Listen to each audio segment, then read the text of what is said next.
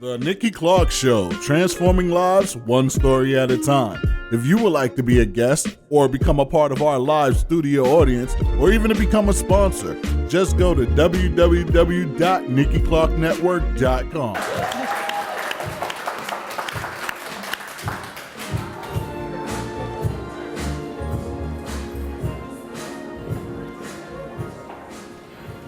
Have you ever wondered if a divorce could actually end up being friendly in the end? Well, sitting beside me is the author of Divorce 2.0, Secrets to a Friendlier Divorce, and family lawyer. Please welcome Maureen Tabuchi to the show. Thank you. Welcome. Welcome. You look lovely. Thanks, Nikki. Oh. Well, so tell me a little bit about your background in family law. When did you start that? When was that a beginning for you? Well, first of all, I don't really think of myself as a family law lawyer. No? What do you think of when you think of a family law lawyer? Like shark, Yeah. someone who's gonna take a lot of money, Yeah. maybe add fuel to the flame. Maybe not so attractive. So I don't consider myself a family law lawyer. No. And in fact, the way that I help people when I get the opportunity with divorce is totally different from the traditional family law. Okay. All So right. if I can answer the question that way, I don't consider myself doing family law. I'm a lawyer and I can advise clients, but I also do mediation and financial analysis. Okay. So and I can tell you all about the secrets to a friendlier divorce and that it is possible. Well, we want to hear it, definitely. Okay. So how do you go about doing that? Okay. So first of all, is it okay if I say that this is just the most amazing day? Because do you remember about 3 years ago, you and I ran into each other Yes, we sure at a did. networking event? Yes. And I have to tell you, like you really touched me and motivated me at that time because you took an interest in what I was doing and you gave me, so much hope about helping people get through divorce and about how important it was what I was doing. Oh my gosh, thank you. And we talked about, you encouraged me to write a book, you encouraged me to be on the show, and now it's actually happening. Wow. So Look at that. Manifestation. I know. I'm just blown away. I feel like it's my birthday or something. I feel like just shouting from the rooftops. I did it. I made it to the Nikki Show. You sure did. And I'm so happy you're here. And, what is the divorce rate? Okay, right now in Ontario? This is the interesting thing, and I need to get into this a little bit because the divorce rate is around 50%. I mean, here's statistics from everywhere, but if I were to average them, you would hear somewhere between 40 and 50%. Okay. So let's say 50%. That's pretty high, right? However, that is for people who are divorcing for the first time. Oh. People who are divorcing for the second time, the divorce rate is almost up to 70%. And people who are getting married for the third time, the rate is even higher. So the problem is people are taking them with them into the next relationship. They haven't learned, they haven't changed. And so those statistics are They're staggering. cry for help. Absolutely. These people. Okay, so you step in and now you're trying to assist with a friendlier divorce. So Right. how do you start the structure for that? Okay, so step one is to make sure that you're getting some therapy, some counseling. Okay. So I know there's a little bit of stigma attached to having a psychiatrist, like, am I crazy? Yeah. Like, no, I'm not that crazy that I need a therapist or a counselor. Well, actually, if you're going through divorce, you're going through the most stressful thing that you will ever go through. And Nikki, it's more stressful than death, more stressful than losing someone. Well, I agree. And they say, I I'm actually divorced, and going through it, it's like you said, like a death, and you have to grieve for however long you need to. So it could be, people usually say how much time you invest in the relationship is usually the time you need to recover from it. That's not a bad rule of thumb. I found, I'm divorced myself as well, and I found for about 2 years, I felt like my head was in a cloud. I just kind of felt like, it was fake, like something had happened, and I wasn't really feeling. You feel numb. You don't really know what to do with yourself. Right. You You're feel feeling numb. disconnected, yeah. Very, very disconnected with everything. Yeah. So therapy is the first step. Yes.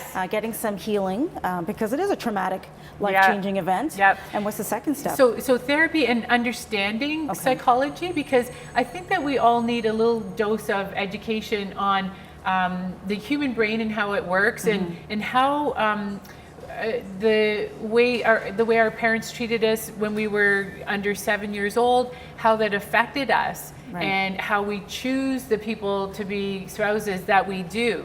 So these are some patterns that we develop from childhood that we're carrying on, choosing partners based on this pattern of behavior. Yeah, Okay. and you can talk to a counselor about what went wrong in the marriage, and there's patterns. So we can generalize, and by no means am I a therapist, but you pick up these things up along the way, because people are usually an enabler, or you are an abuser. So which are you in the relationship? Because often it kind of gets divided into one of those two. And if you realize what you've been doing, if you've been enabling, or if you have been taking advantage and abusing, then you can make a plan to change that. Absolutely. And so, as we said, change you going into the next relationship. Otherwise, you're just going to keep attracting the same type of person in the same relationship. Yeah, and you haven't learned anything from the first time around. Exactly. Okay. Is there a third step? So step one is the therapy and educating yourself on psychology. The second step would be getting to know the numbers. So you would not believe the number of people who come into the office, mostly women, who have no idea what their assets are. They don't know if they have RSPs, they don't know what their net worth is, or the net worth of the family. So really, you need to get your financial house in order. Some people don't even have their own credit. So even if they were to break up, they would never be able to own a house or a car or anything if they don't have credit. It's hard to believe, but some people just they're not financially savvy, because a lot of times in a relationship, one person will do the financial stuff, and the other person, who's not the numbers person, will just abdicate and just say, yeah, I'm not interested in that. But it can hurt you. Yeah, so the women usually defer that responsibility to the husband. It's a lot of times the woman. Yeah. Hate to generalize, but girls, come on. More often than not. Get going. Yeah. Yeah. So it's really important.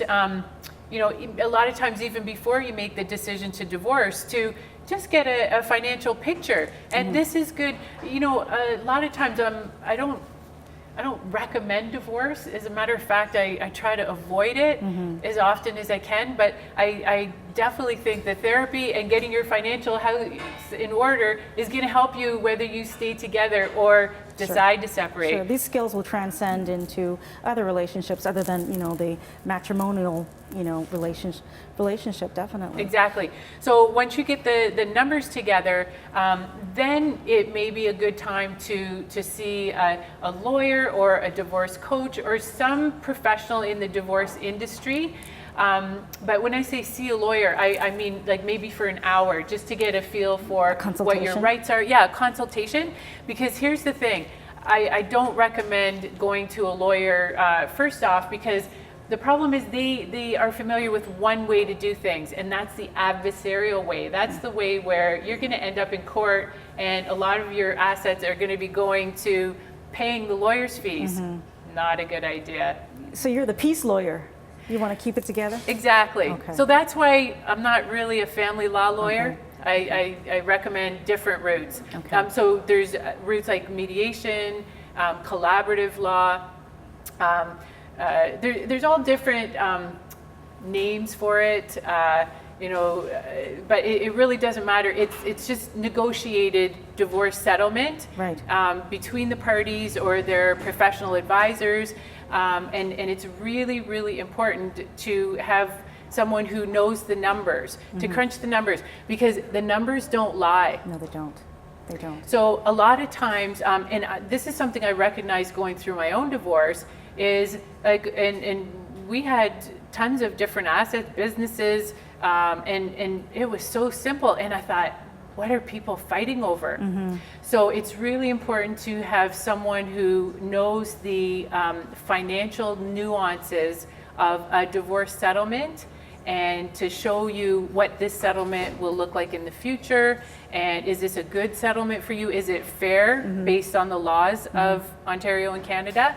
So that's really important. So they can step. navigate through as best as possible through this journey. Right, and it helps take the emotion out of it. Right. Because the numbers are black and white. Yeah, so they can detach themselves from that. Where can people get the book, Maureen? So people can get the book at divorce2-0.com. Okay, excellent. I am very, very proud of you. Thank you so much for sharing your story and, helping us, or people who are considering going through a divorce. Hopefully not, but there's a friendlier way to go through it, and I appreciate you coming through and sharing that with us. Maureen Tabuchi. Thank you.